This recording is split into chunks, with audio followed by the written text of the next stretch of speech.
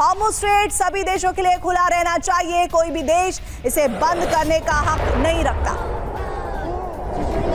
और कतर के विदेश मंत्रालय के प्रवक्ता माजिद अल अंसारी ने चेतावनी दी, मिडिल ईस्ट में हालात तेजी से बिगड़ रहे हैं, डिप्लोमेसी का समय तेजी से खत्म हो रहा है, जल्द ही हालात कंट्रोल से बाहर जा सकते हैं, ये कतर के विदेश मंत्री ने कहा। युद्ध में किसी भी देश को फायदा नहीं होगा, सभी को बातचीत के जरिए हल निकालना चाहिए।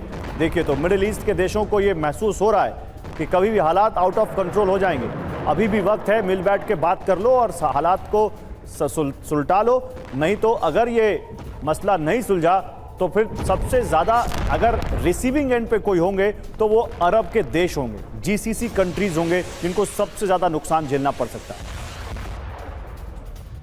देखिए यूएन में हॉर्मुज़ प्रस्ताव गिरने से बहरीन नाराज है, क्योंकि बहरीन ही वो है देश जो कि ये प्रस्ताव लेकर आया था। ईरान को हॉर्मुज़ बंद करने का हक नहीं है, ये रास्ता पूरी दुनिया के लिए जरूरी है, इसे बंद करना अंतर्राष्ट्रीय कानून के खिलाफ है।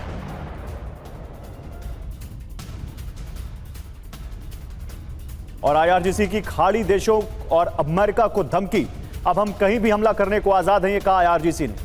खाड़ी देशों के गैस प्लांट पर हमला करेंगे, ये कहा है आईआरजीसी ने।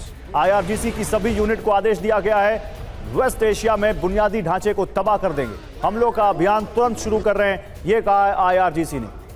यानी आईआरजीसी ने अब कह दिया है कि पहले हम थोड़ा लिहाज कर रहे थे, हम केवल अमेरिकन इंफ्रास्ट्रक्चर को निशाना बना रहे थे या उन कंपनियों को निशाना बना रहे थे जो अमेरिका से जुड़ी हैं, लेकिन अब हम पूरे मिडिल ईस्ट में कहीं भी हमला करेंगे। और अब इसका उन्होंने बाकायदा निर्देश भी अपनी पूरी सेना को दिया है। बिग ब्रेकिंग न्यूज आपके सामने आने जा रही है। इजराइल के नेगेव में बड़ा अटैक हुआ है, ईरानी सेना का मिसाइल हमला हुआ है। ईरानी हमले से नेगेव में तबाही तबाही। देखिए नेगेव वो जगह जहां पर डिमोना सेंटर है, जहां पर सबसे बड़ा परमाणु प्लांट है। ईरान का यूएई और कुवैत में जबरदस्त पलटवार। देखिए ट्रंप की धमकी के बाद ईरान भी अब लगातार हमले कर रहा है। अमेरिका और इजराइल के बेस पर ईरान ने कुवैत और यूएई में अटैक किए। इजराइल में डिमोना में पेट्रोकेमिकल फैसिलिटी पर हमला किया। ईरान ने ड्रोन अटैक का वीडियो भी जारी किया।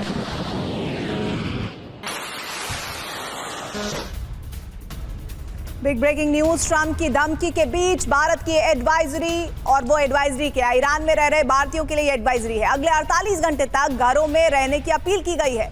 रेल या हाईवे से यात्रा नहीं करने की अपील की गई है। पावर प्लांट के पास नहीं जाने की भी अपील की गई है। ये देखिए इमरजेंसी को लेकर ये एडवाइजरी जारी की गई है। ट्रंप की धमकी के बाद ये जो डेडलाइन है, जिसकी समय सीमा 5 घंटे 56 मिनट 45 सेकंड रह गई है, उस धमकी के बाद ये एडवाइजरी भारतीयों के लिए जारी की गई है।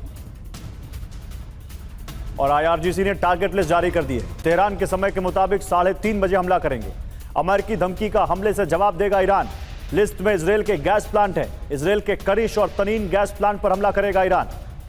तो जो 5:30 बजे डेडलाइन खत्म हो रही है अमेरिका की, और ईरान ने ऑलरेडी कह दिया कि हम 3:30 बजे मारेंगे।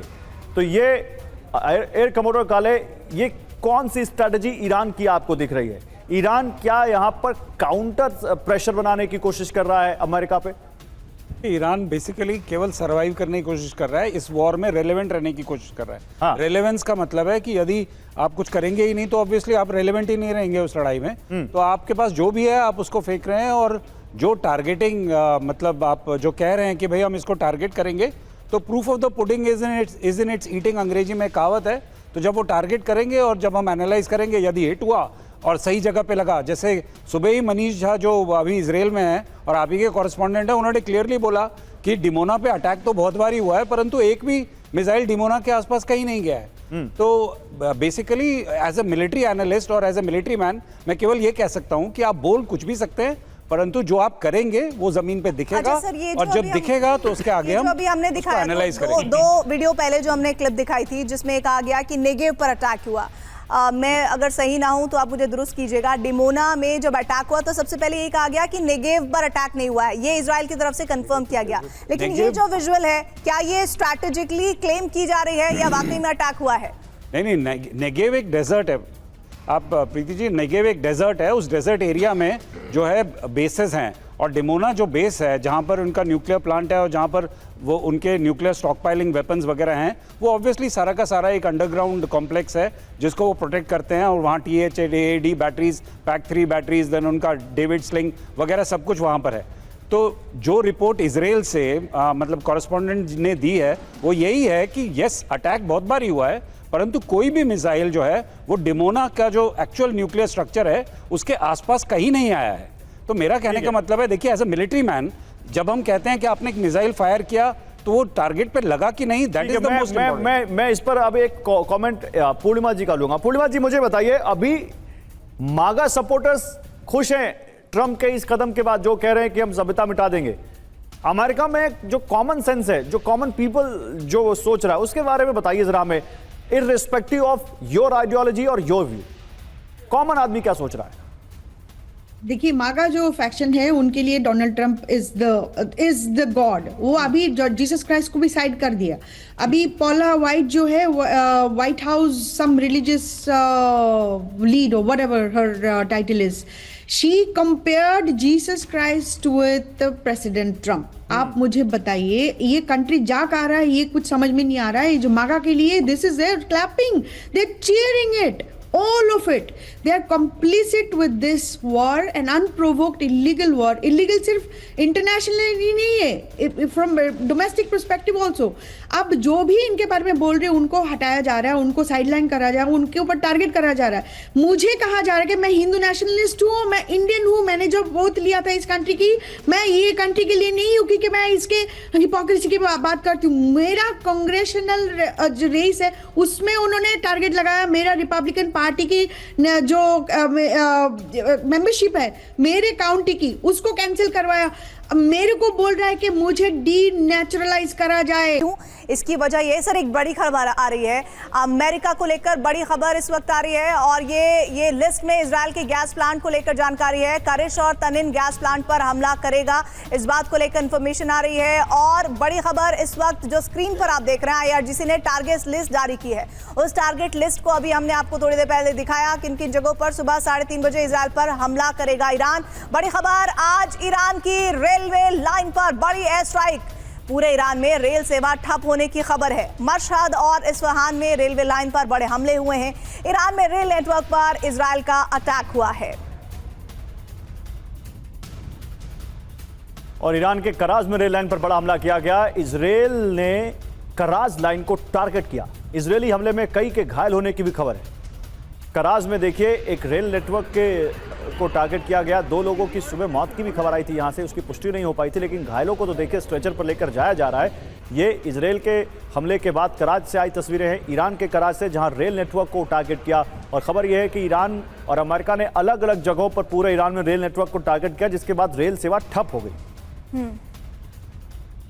और इस बीच एक बड़ी जानकारी, अहवाज में IRGC के मुख्यालय पर अटैक हुआ है। IRGC मुख्यालय की इमारत जमींदोज होने की जानकारी है। इजराइल का ईरान में नॉन स्टॉप अटैक हुआ है। ये नॉन स्टॉप अटैक की तस्वीरें इस वक्त आपके सामने। बड़ी जानकारी है कि अहवाज का ये इलाका जहां IRGC के मुख्यालय पर अटैक हुआ है, IRGC मुख्यालय की इमारत को जमींदोज किया गया है। इजराइल का ईरान में ये बैक टू बैक अटैक है। और कुवैत में नागरिकों के लिए एडवाइजरी जारी की गई है। नागरिकों को घर में रहने को कहा गया है। सुबह 6 बजे तक घर में रहने को कहा है। अब देखिए, कुवैत अगर एडवाइजरी जारी कर रहा है तो ये सीरियस मैटर है, क्योंकि कुवैत अमेरिका का सहयोगी देश है, अमेरिका का बेस है वहां पर। और अमेरिका को अगर कोई ग्राउंड ऑपरेशन करना है तो कुवैत उसके लिए सबसे इंपॉर्टेंट है, क्योंकि ईरान से लगता हुआ देश है। और वो कह रहा है अपने देशवासियों को कि 6 बजे तक घर में रहो, 6 बजे तक घर से बाहर मत निकलना। 5:30 बजे ट्रंप की डेडलाइन खत्म हो रही है, आप समझिए। और ये 6 बजे तक का टाइम दे रहे हैं, यानी इनको लगता है कि कुछ ऐसा हो सकता है जो उनके नागरिकों के लिए भी बड़ा खतरा हो जाए। अब आप बताइए, यहां पर प्रोफेसर जाकिर हुसैन, कुवैत कह रहा है अपने नागरिकों से घर में रहो, यानी वो उनको भी लग रहा है कि समथिंग इज कुकिंग अप, कुछ तो हो रहा है। मैं आपके व्यू का रेस्पेक्ट करते हुए कि आप ट्रंप से खफा हैं, अमेरिका से खफा हैं और आप मानते हैं कि उन्होंने गलत किया, लेकिन आपको ये तो लगता होगा कि एक ताकतवर मिलिट्री पावर है और वो अगर आप करने पर आए तो बहुत कुछ गलत या खराब कर सकता है, नुकसान पहुंचा सकता है ईरान को। और जो अलग अलग देश एडवाइजरी जारी कर रहे हैं वो इसकी तस्दीक करते हैं। देखिए, पहली बात तो मैं पूर्णिमा जी के बारे में कुछ कहना चाहता हूँ। आपको मदर इंडिया हमेशा दोनों हाथों से रिसीव करने को तैयार है, आप परेशान ना हो। आप सच्ची बात कह रही हैं, उस पर खड़ी रहिए, हम लोग सब आपके साथ हैं। दूसरी बात जो है, एडवाइजरी जो जारी हो रही है वो ईरान के डर से हो रही है। अमेरिका जो है न्यूक्लियर बम बड़ा नहीं मार सकता, टैक्टिकल इजराइल मारेगा, अमेरिका भी नहीं मारेगा। टैक्टिकल के लिए कम से कम 20 बम कहा जा रहा है मारेगा, लेकिन उसका असर फिर इन छोटे छोटे जो शैडो पावर हैं, ये सब शैडो पावर है, चाहे कतर हो चाहे यूएई हो चाहे। एक मिनट आप कह रहे हैं कि इजराइल टैक्टिकल न्यूक्लियर अटैक करेगा ईरान पर? कर सकता है, क्योंकि अमेरिका नहीं करेगा, इजराइल करेगा। और उसके लिए कम से कम 20 मारेगा, तब जाके ईरान का कुछ होगा, लेकिन उसका असर इन सारे गल्फ कंट्रीज पे आ जाएगा। फ्लोरा एंड फाउना वाटर खत्म हो जाएगा, फ्लोरा एंड फाउना खराब हो जाएगा, जीव जंतु। और ये जो 4-5 जो है, और इनके जो वाटर डिसैलिनेशन प्लांट हैं, सब पर्शियन गल्फ पे एकदम बने हुए हैं, तो इनका वाटर भी खत्म हो जाएगा। तो ये सेल्फ डिफीटिंग हो जाएगा, जो इजराइल करना चाहेगा, क्योंकि ग्रेटर इजराइल तभी बनेगा जब ये सब खत्म हो जाएंगे, लेकिन ईरान नहीं खत्म होगा। ईरान की हिस्ट्री देखिए आप ना, अलेक्जेंडर आया, मंगोल आए, ग्रीक आए, रोमन्स आए, किसी से भी नहीं हारा तो सिर्फ इस्लाम से हारा। वो भी एक रीजन था, उसका एक अलग बात है, क्योंकि वो लड़ाई से थक चुका था।